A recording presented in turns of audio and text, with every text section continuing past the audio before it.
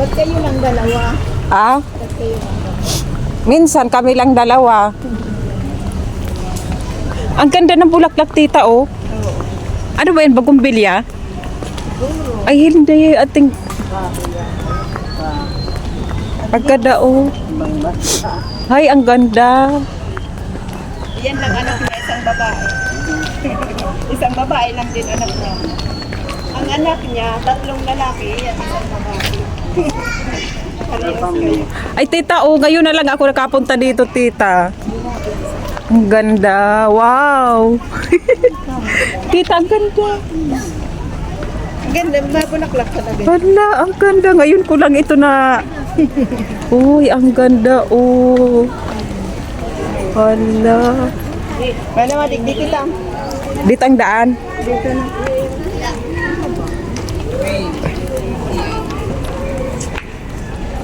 Daan papunta sa... Ano ba yun, tita? Ano ang bang tawag doon? Tita, ano ba ang tawag doon? Ano? Sa... Sa holy water? Spring water. Ang ganda, oh. Grabe talaga. Dati may galing kasi. Wow. Bibi, buhatin mo ka, bibi. Wow.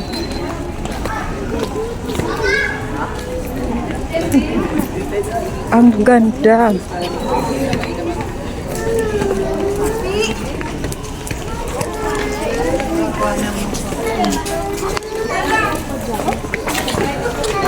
Ang ganda. Ngayon na lang ako nakarating dito. Ay, ngayon uli. Matagal-tagal na. Praying area.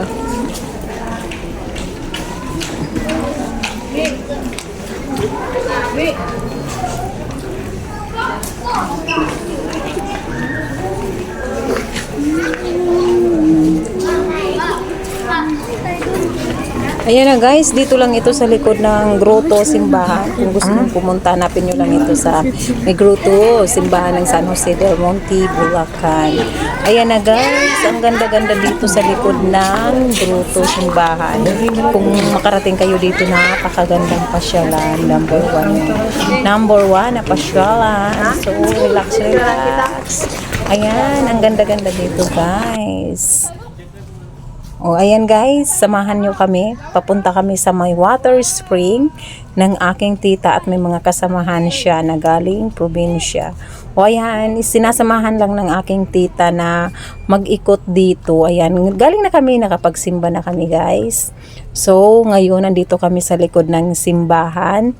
So, pupuntahan namin yung yung pinakasikat na water spring na sinasabi ay nakakagaling. Pag mahal na araw guys, grabe talaga ang pila dito. Grabe talaga maghapon magdamag kipila dito guys. So puntahan na natin. So samahan nyo kami. Ayan yung aking anak na naglalakad, yung aking baby girl. Ayan. Ayan, puntahan na natin yung sinasabing water spring na nandito lang sa likod ng Grotto Church sa may San Jose del Monte, Bulacan. So, sikat ito guys na simbahan, dinarayo ito ng mga maraming tao. O, ayan na guys, nakikita na natin, nasisilip na natin. O, ayan, ang ganda-ganda dito guys, kasi puro puno. Nasa ilalim ng puno ng kahoy na puro bulaklak. O, ayan, inutusan ko na lang yung aking anak na kumuha. Nakumuha kasi ako ang nagka-camera. Ayaw pa ng aking anak ay siya ay nahihiya. O ayan na yung mga kasama ng aking tita galing probinsya, galing Rapu-Rapu, Albay. O ayan, please silent daw. O ayan, nagiinom sila. O ito guys, na naka water spring. O dito guys, noon hindi ko pa nakita ito guys na ngayon ko lang ito na nalapitan, pero lagi ko itong nakikita na ang pagkakaalam ko nito bukal, pero ngayon nakita ko ganito na siya. Kasi noon dumadaan lang ako, hindi ko ito nilalapitan, ganito pa lang itsura niya. Pagkakaalam ko nito bukal. Bukal guys. Ayan, holy water spring. O dito sila kumukuha ng mga tubig. O ayan guys, galing yan sa ilalim ng galing sa ilalim. O ayan, sa bukal linagyan na lang ng gripo. O ayan, para madali kunin yung tubig. O ayan na guys. Oh, lakad-lakad tayo. Ayan, paakyat na tayo, pabalik na tayo doon sa taas. Nakakuha na yung aking anak ng ng holy water. O, ayan, holy water siya. Ayan na sinasabi na nakakapagaling at isa siyang gamot na sinasabi ng maraming tao. O, ayan na guys. O, akyat na tayo dito. Kasama ko yung aking anak. Iniwan na kami ng aking kasamahan. Alam nyo kasi guys, ilang days, ilang weeks, nakaramdam ako na may nararamdaman ako, may sakit. Kaya ayan, kinaya ko magsimba kasi ito naman ang aking ginagawa. Every Sunday ako ay nagsisimba. So, ngayon guys, ngayon na lang ako uli nakapunta dito sa may likod na napakaganda. Di ko akalain na ganito yung ganda dito sa sa may likod. Ayan, puro bulaklak puro bulaklak makikita mo sa taas. O, di ba ang ganda guys. Subukan yung pumunta dito. Mamasyal. O, di ba ang ganda ng pasyal. Napakalawak yan guys. O, ito na guys, yung tubig na kinuha namin. O, nagiinom na ako guys. Ayan. Sana gumaling na si Mama Emily Cordap. Yan yun.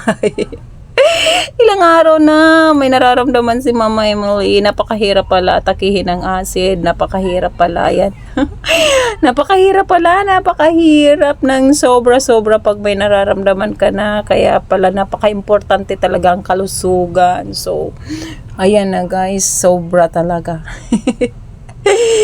Ayan na, ininom ko na yung kinuha doon sa holy water. O, ayan na, sana gumaling na si Mama Emily kasi tumatagal na, pumapayat na. O, ang hirap pala pag may hyperacidity, may acid ka. Lahat, akala mo breakdown na lahat si Mama Emily. Kaya guys, thank you so much sa lahat ng mga sumusuport kay Mama Emily. Maraming salamat sa suporta nyo guys. So, ngayon, ayun, ilang days, so hindi nakaka-update. Hindi nakakapag-update mag-vlogs. Kaya ngayon, sana tuluyan ang gumaling si Mama Emily para enjoy ulit sa kanyang pagbablog. O, ayan, makikita natin si Mama Emily nagiinom na, napapaupo na kasi ayan, nandun yung mga kasama ko guys, nagpipicturan. O, ayan, ako hingal na hingal niyan. So, ayan. O, diba? Ang hirap magkasakit guys. Hindi ako makalakad-lakad. O, sunod lang ako ng sunod sa kanila. Ayan.